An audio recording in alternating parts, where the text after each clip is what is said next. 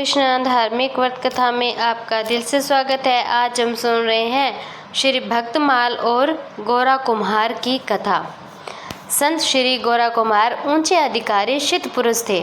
उनकी गुरु परंपरा श्री ज्ञानदेव और नामदेव की तरह ही नाथ पंथीय थी। इनके गुरुदेव थे सिद्ध संत श्री रेवणनाथ जी। अनेक पीढ़ियों से इनके घर में मिट्टी के घड़े, मटके, बर्तन आदि बनाने का काम चलता। विठल भक्ति भी गोराई काका के परिवार में पहले से चली आ रही थी। इनके माता का नाम श्रीमती रुक्मणी बाई और पिता का नाम था श्री माधव जी। माता पिता दोनों ही भगवान श्री कालेश्वर शिव के निष्ठावान उपासक थे, परंतु वे पांडुरंग विठल भगवान में भी समान श्रद्धा रखते थे। हरिहर को एक तत्व मानकर दोनों भजन में मगन रहते थे। उन्हें 8 संतानें प्राप्त हुई, परंतु सब के सब मृत्यु का ग्रास बन गए थे। उनके सारे बच्चे मृत्यु को प्राप्त हो गए थे। इस बात से वे बहुत दुखी भी थे, परंतु निरंतर भगवान का भजन चलता रहता था। उन्हें लगता था कि सारे के सारे बच्चे मर गए, कम से कम ये अंतिम एक बच्चा भी रह जाता तो हमें प्रसन्नता होती। वे दुखी थे। आगे भगवान, पितरों, संतों की सेवा करने वाला हमारे वश में कोई बचा ही नहीं। अब एक दिन वे कह ही रहे थे कि हमारे प्रभु को तो काल भी काल है, परंतु फिर भी काल हमारे बच्चों को खा गया। अंतिम बालक भी नहीं बचा। एक दिन भगवान दोनों पति पत्नी के घर आए। उन्हें शमशान भूमि की ओर ले गए। वहाँ प्रथा थी कि बच्चे मर जाने पर उन्हें भूमि में गाड़ दिया जाता है। इस भूमि को गोरी कहा जाता है। भगवान ने गोरी की उस अंतिम संतान को मिट्टी के ऊपर खींचा, उसमें प्राण फूंक दिए। भगवान बच्चे को माधव रुक्माबाई को देकर अंतर्ध्यान हो गए। गोरी से मृत बच्चे को निकालकर जीवन देने की घटना के कारण इसका नाम गोरा अथवा गोराई पड़ गया था। अब संत गोरा कुम्हार नित्य प्रति सत्संग करते, मटके बनाते समय संत हरिनाम का स्मरण भजन कीर्तन करते। आषाढ़ी और कार्तिकी एकादशी को गोराई काका सहकुटुंब पंढरपुर में भगवान और संतों के दर्शन को जाते। इसके अतिरिक्त वह समय निकालकर गोराई काका पंढरपुर जाया करते थे। वहाँ संत नामदेव पाठक, सातवा माली, इनका सत्संग प्राप्त होता। धीरे धीरे गोरा कुम्हार भगवान की भक्ति बढ़ती गई। गृहस्थ में रहकर भी परम विरक्त की भांति रहते थे। निरंतर हरिनाम जपते थे। कच्ची मिट्टी के ढेर को उचित मात्रा में पानी मिलाकर तैयार किया जाता। बाद में इस मिश्रण में पैरों से कुचला जाता। जब चिकनी मिट्टी तैयार हो जाती तो उसे घड़े का आकार देकर आग में पकाया जाता। अब संत गोरा कुम्हार जब मिट्टी को मुलायम बनाने के लिए पैरों से कुचलते, तब वे हरि नाम को कीर्तन में अपने शुद्ध बुद्ध भूल जाते, नृत्य करने लगते।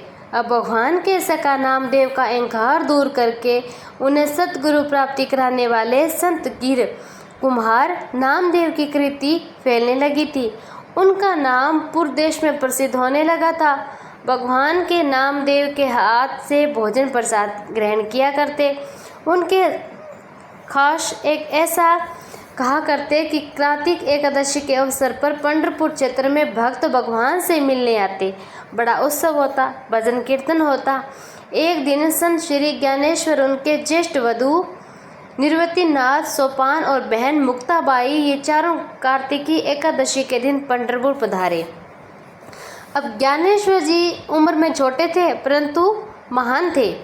उस समय ज्ञानदेव और उनके भाई बहनों संत की चर्चा करने लगे। बाल योगी उनके भाई बहनों के दर्शन का इंतजार नामदेव बहुत समय से कर रहे थे। चंद्रभागा नदी के तट पर संत सब भाई बहनों से दूर नामदेव का दर्शन किया। सब एक दूसरे से मिलकर बड़े प्रसन्न हुए। भगवान के दर्शन करके सब लोग संत श्री गोराई काका के घर पधारे। अब गोराई काका के घर सबकी अच्छी प्रकार से सेवा हुई। नामदेव जी बगल में पांडुरंग जैसी मुद्रा कमल पर हाथ रखे खड़े थे। निवर्तीनाथ जी बोले, आज नामदेव यहाँ पांडुरंग स्वरूप में प्रकट हुए हैं। हमारा सौभाग्य है, आज हमें उनके दर्शन प्राप्त हुए हैं। वे नामदेव जी के पास गए, उन्हें प्रणाम किया। ज्ञानदेव, सोपान ने उन्हें प्रणाम किया। वारकई संप्रदाय की रीति है कि अवस्था में कोई छोटा या बड़ा हो, सभी संत वैष्णव वंदनीय हैं। संत वे सब सम्मान करते हैं। नामदेव जी ने पांडुरंग भगवान जैसी मुद्रा में खड़े होकर अभय कर दिखाकर आशीर्वाद दिया। नामदेव मनी मन सोचने लगे कि पांडुरंग मेरा सखा है, मैं नित्य भगवान के सानिध्य में रहता हूँ, मुझे नमस्कार मतलब पांडुरंग को नमस्कार। इन लोगों को पुण्य प्रति नमस्कार करने की कोई आवश्यकता नहीं है। छोटों और बड़ों को प्रणाम करने की तो रीत है। सबसे नामदेव जी को प्रणाम किया, परंतु अब श्री मुक्ताबाई ने प्रणाम नहीं किया। मुक्ताबाई से कहते हैं कि आओ मुक्ता, इस महाभागवत के रूप में साक्षात पांडुरंग यहाँ आए हैं, दर्शन करो। क्या तुम्हें पता नहीं, भक्तों ने भक्तों को भक्तवत्सल रूप समझकर इसमें भगवान का दर्शन करना चाहिए। तो मुक्ताबाई बोली, मैं क्षमा चाहती हूँ, परंतु मुझे तो पांडुरंग माई दिखाई नहीं पड़ते। दिखते केवल पांडुरंग के अधिक लाड प्यार से अहंकारी बने नामदेव हैं। भैया, भक्तों में भगवान का दर्शन करना चाहिए, ये सत्य है, परंतु उस समय कोई भगवान समझकर दूसरों को आशीर्वाद देना, आप जैसे महान संतों से स्वागत सत्कार करवा लेना सही नहीं है। नित्य भगवान का सानिध्य प्राप्त करके भी मान अपमान में फंसा हुआ है। इसके घर में कामधेनु होने पर भी छाछ मांगने बाहर जाता है। जब तक इसका भक्ति का अभिमान दूर नहीं होता, तब तक इसको प्रणाम करने का कोई अर्थ नहीं है। भगवान ने इसके हाथ से भोजन प्रसाद ग्रहण अवश्य किया है, पर इसके अंदर मैं अभी गया नहीं है। भगवान ने मस्तक आकार सोचकर समझकर ही मटके जैसा रखा है। पास ही कुम्हार के एक थापी और मटके पड़े हुए थे। मुक्ताबाई की दृष्टि उस पर पड़ी। उसने पूछा, काका, आप इस थापी का उपयोग मटका कच्चा अथवा पक्का इसका निर्णय करने के लिए करते हैं ना? गोराई काका बोले, हाँ बेटी। मुक्ताबाई बोली, अब मनुष्य भी तो मिट्टी के घड़े जैसा है, इसी थापी से हम सबकी कचाई पकाई की परीक्षा करके आप बता दो। गोराई काका ने थापी उठाई, उसके सिर पर थपकर देखने लगे। सब भक्त आश्चर्यजनित होकर देखने लगे, आघात भी सहन नहीं लिया। उन सब संतों के सिर से उसी ठीक प्रकार की ध्वनि निकली जिस तरह पक्के मटकों से आवाज आती है, पर नामदेव के सिर पर थापी लगते ही उसमें से कच्चे घड़े जैसी आवाज आई। गोराई काका कहने लगे, ये तो कच्चा घड़ा है, इसको अभी पक्का करना पड़ेगा। नामदेव क्रोध में भरकर बोले, गोराई काका, ये क्या कोई आदर सत्कार की रीत है? गोराई काका ने कहा, तुम्हारा ज्ञान अभी परिपूर्ण नहीं है नामा, भक्ति में अहंकार बाधक है। तुम्हें समर्थ संधूर सामने नत होना होगा, उसके चरणों में अपना अहंकार लीन करना होगा। नामदेव सीधे पंढरपुर आए और भगवान के मंदिर में आकर उससे कहने लगे, प्रभु, इन सब संतों ने मेरा घड़ा कच्चा बताया, मेरी हंसी उड़ गई, मैं अब क्या करूं? भगवान ने हंसकर कहा, नामा, तुम्हारा भक्ति भाव निर्मल है, तुम्हारा धाता तो विशाल, तुम्हारा परोपकार महान, परंतु अहंकार भक्ति में बाधक है। मैं केवल तुम्हारे अंदर ही नहीं अपितु उन सब संतों और कण कण में हूँ। तुम मुझे केवल इस मूर्ति में देखते हो, जब तुम मेरा दर्शन करने लगोगे तब मन में छोटे बड़े का भेद नहीं रहेगा। संत भीतर बाहर दोनों में दर्शन करते हैं, तभी तो छोटे बड़े का भेद नहीं है। तुम्हें समर्थ महापुरुष की शरण ग्रहण करनी होगी।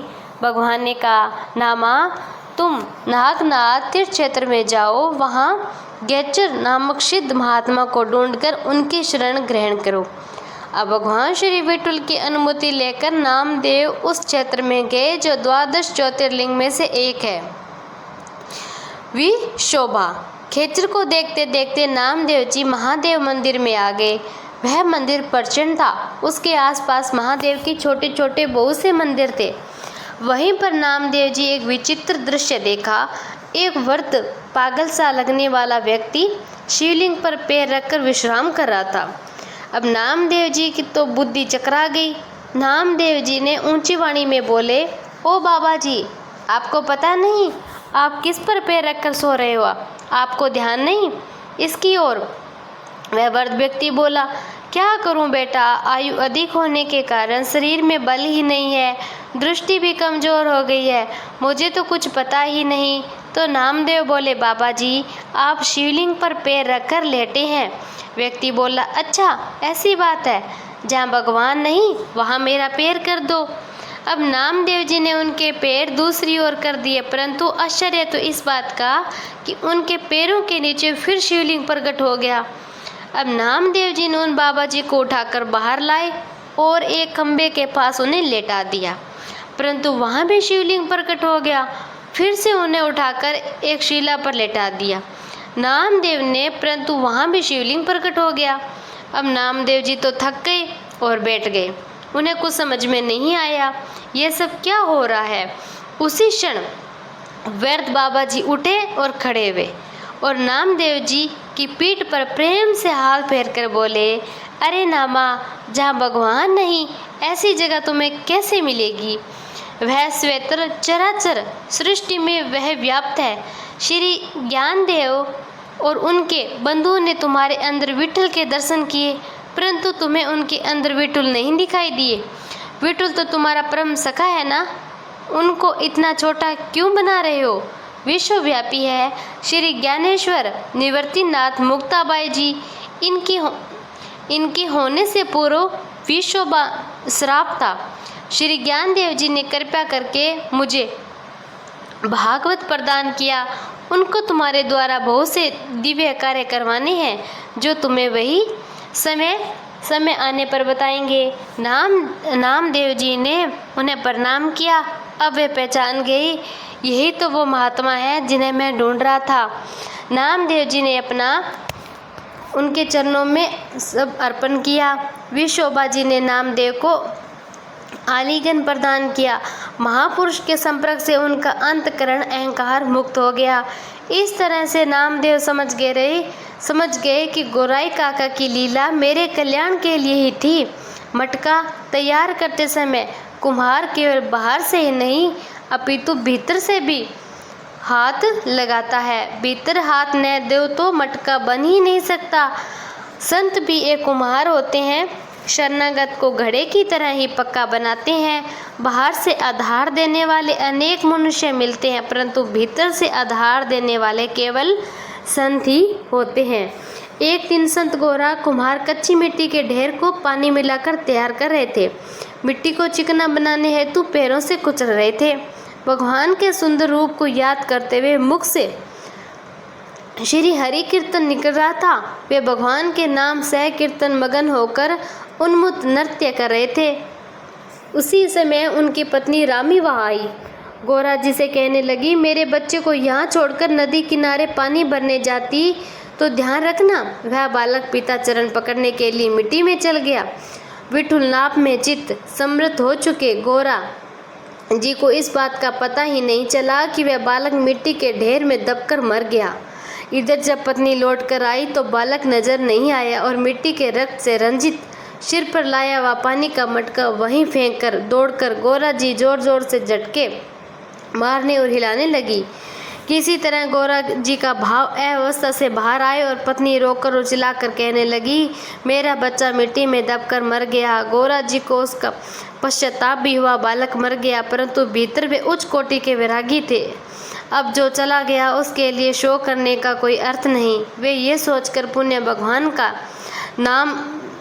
नाम याद करने लगे और पत्नी क्रोध में भरकर बोली, इस भक्त और इस भजन भक्ति के चलते आज मेरा बच्चा मर गया। आग लगे ऐसे भजन को और ऐसे पति और भगवान के भजन को अपशब्द कहने लगी। जब भजन व्यक्ति के बारे में अपशब्द कहे तब गोरा जी ने सहा नहीं गया। वे पत्नी को मारने दौड़े। पत्नी ने कहा, खबरदार, मेरे शरीर को स्पर्श नहीं करना, आपको आपके विठल की कसम। भगवान का नाम सुनते ही गोरा जी पीछे हट गए और वहाँ से चले गए।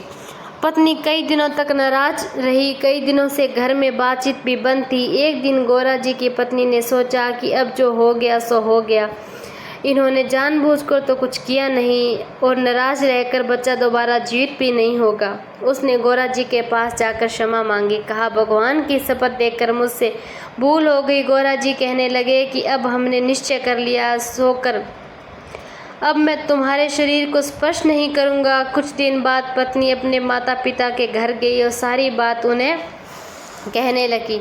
अब हमारा वंश खतरे में है। यदि वंश आगे बढ़ाना है तो मेरी छोटी बहन रामी का विवाह इनके साथ में करा दीजिए। पहले गोरा जी ने नहीं माने, परंतु जब ससुर ने आग्रह किया तो विवाह हो गया। और विवाह के अवसर पर गोरा जी ने कहा, दोनों बहनों के साथ एक सा व्यवहार रखना, दोनों में कोई अंतर मत रखना। यह बात सुनते ही गोरा जी ने सोचा, हम बड़ी बहन को स्पर्श करते नहीं तो ससुर जी कहते हैं दोनों के साथ एक सा व्यवहार करना। बस अब गोरा जी ने उस नवविवाहिता पत्नी का भी स्पर्श ना करने का निश्चय कर लिया। अब दोनों बहनों का दुख हुआ। छोटी बहन रोने लगी, बड़ी बहन उनको किसी तरह समझाकर शांत किया। रात्रि में दोनों पत्नियों गोरा जी के साथ सो गई। तब गोरा जी को नींद लगी तो इन्होंने पतिदेव का हाथ पकड़कर अपनी छाती पर रख दिया। उन्हें लगा कि अब तो गोरा जी पूर्ववत व्यवहार करने लगेंगे। निंद्रा से उठकर गोरा जी अपने दोनों हाथ पत्नियों को छाती पर देखे। गोरा जी ने सोचा, ये हाथ बड़े पापी हैं। प्राण सखा विठल भगवान की शपथ का विचार नहीं किया और इन पापी हाथों को दंड मिलना ही चाहिए। अब पास ही में धारदार नुकीले धारदार पर्श बनाने के पत्थर पड़े थे। वही जाकर रगड़ते हुए गोरा जी ने अपने दोनों हाथ काट लिए। हाथ चले जाने के कारण गोरा जी का काम भी धंधा बंद हो गया। जिन गोरा जी के घर आया कुत्ता भी विमुख नहीं जाता था, आज वे पत्नियों सहित उपवास कर रहे थे। भगवान का नाम जपते जपते रहते, रूप ध्यान करते रहते। किसी से कुछ मांगने का समय जाते ना पत्नियों को जाने देते। पेट में अन्न न जाने से गिरा जी शरीर निषेध होने लगा। और भक्तवत्सल भगवान श्री कृष्ण ने गोरा जी की ऐसी विपत्र अवस्था देखी तो गोरा जी ने कुछ खाया नहीं, इसीलिए कृष्ण भी नहीं कहते। रुक्मिणी से पूछती, भगवान कुछ बोलते नहीं। गौरबा शांत, परंतु अशांत आप कैसे हो गए? कुछ दिन ऐसे ही बीते। भगवान से रुक्मिणी माता हट करके पूछ ही लिया। भगवान ने सब वृतांत कह सुनाया। कहने लगे, गोरा जी की यह स्थिति मेरे कारण हुई है। पत्नी यही मेरे नाम की शपथ नहीं दी होती तो ये सब नहीं होता। गोरा जी मेरी शपथ के कारण बंध गए। जब कई दिन तक गोरा जी भूखे ही रहे तब भगवान ने अत्यंत क्रूर जी को बुलाया और रुक्मिणी माता सहित वे गोरा जी के घर आ गए। भगवान ने कमलनाथ कुम्हार का, रुक्मिणी माता ने कुम्हारन और क्रूर जी ने गधे का रूप धारण कर लिया। वे तीनों गोरा जी के घर पर आए और कहने लगे, क्या यही गोरा कुम्हार का घर है? गोरा जी ने कहा, हाँ। आप लोग कौन है और किस काम से यहाँ आए हैं? भगवान रूपी कुम्हार कहने लगे, मैं विठल कुम्हार हूँ। यह मेरी पत्नी।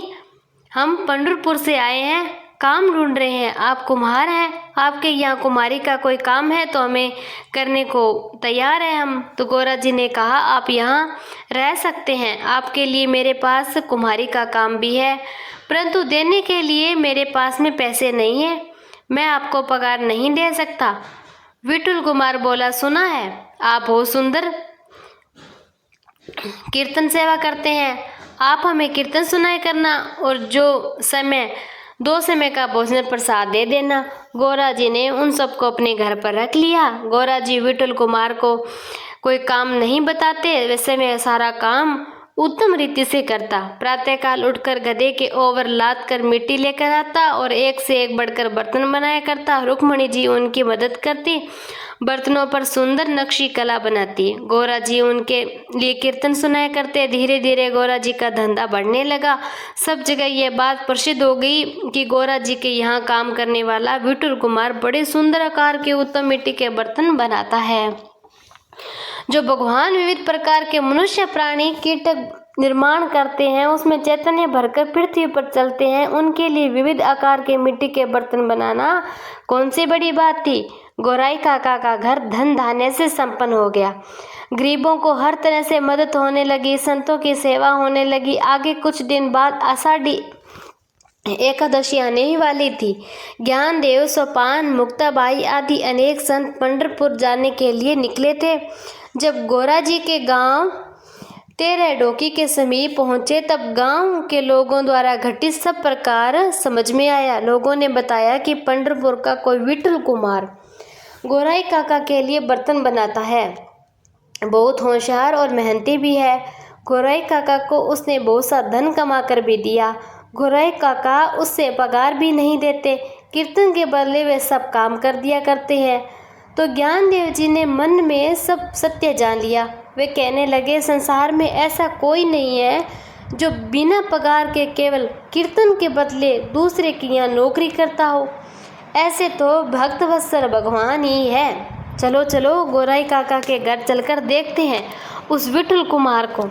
अब इधर विठल भगवान की श्री कृष्ण रुक्मणी जी बोले, आषाढ़ी एकादशी निकट है, पंढरपुर में सब भक्त पधारेंगे, अब हमें चलना चाहिए।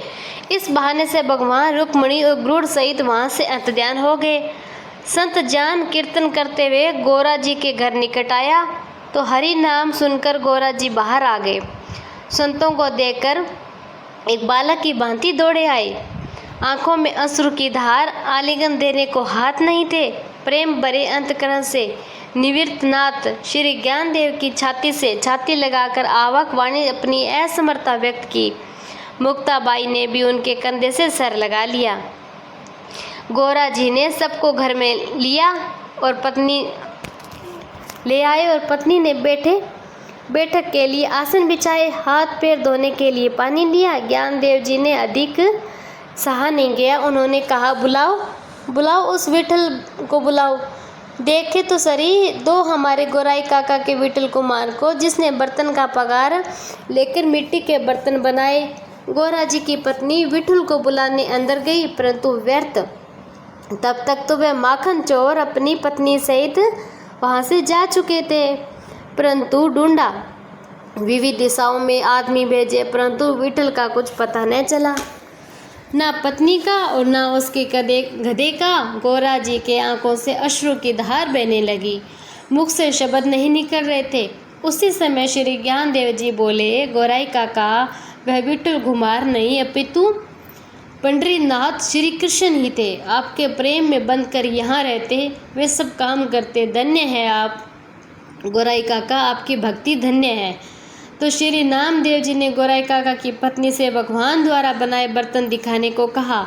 जब नामदेव जी ने उन बर्तनों को देखा, उन सब से दिव्य तेज निकल रहा था। जब एक बर्तन उठाकर पास में लिया तो उसमें विठुल ऐसी ध्वनि निकल रही थी। यह लीला देखकर सब संत गोराई काका के जय जयकार करने लगे।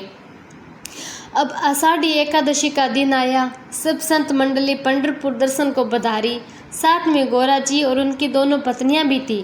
पंढरपुर में भगवान के दर्शन किए और सबने नामदेव जी से भेंट की। नामदेव गोराई काका का शरीर देखकर कुछ बोल नहीं पाए। एकादशी का पावन अवसर था। नामदेव जी को गोराई काका ने कीर्तन सुनाने को कहा, परंतु नामदेव जी गोराई काका की ऐसी दशा देखकर उदास थे। सब संतों के कहने पर नामदेव ने कीर्तन आरंभ किया। विठुल विठुल पांडुरंग जय जय रामा कृष्ण हरि की ध्वनि पूरे पंढरपुर में होने लगी थी। बहुत से भीड़ एकत्रित हो गई। ताल आदि वाद बजने लगे। कीर्तन समाप्त होते ही दूसरा चमत्कार भी हुआ। गोरा जी की पत्नी रामी ने अनुभव किया कि उसके पैर के पास आकर कोई बालक माँ माँ कह रहा है। नीचे देखा तो आश्चर्य, ये तो उसका वही बालक था जो मिट्टी में दबकर मर गया था। भगवान पांडुरंग भी बहुत प्रसन्न थे। प्रसन्नता के कारण उनके आंखों से अश्रु बह रहे थे। नामदेव की दासी संत जनाबाई भी भीड़ में खड़े भगवान को आश्चर्य से देख रही थी। भगवान गोरा जी के सामने प्रकट हुए, उन्हें आलिंगन प्रदान किया। भगवान ने कहा, मेरी शपथ में बंधकर तुमने दोनों पत्नियों का स्पर्श नहीं किया, परंतु अब मैं समय कह रहा हूँ कि तुम अब किसी शपथ में बंधन में नहीं हो। तुम अपनी दोनों पत्नियों के साथ में प्रेम से संसार काट सकते हो, भजन में लगे रहो। उसके बाद अन्य संतों से भी भगवान मिले और अंतर्ध्यान हो गए। भगवान की लीला बड़ी ही अजब है। भगवान को तो सिर्फ सच्चे मन और सच्ची श्रद्धा के साथ में पुकारना चाहिए, फिर उनका चमत्कार और उनकी लीला का अनुभव करना चाहिए। जय श्री कृष्ण, जय श्री पांडुरंग।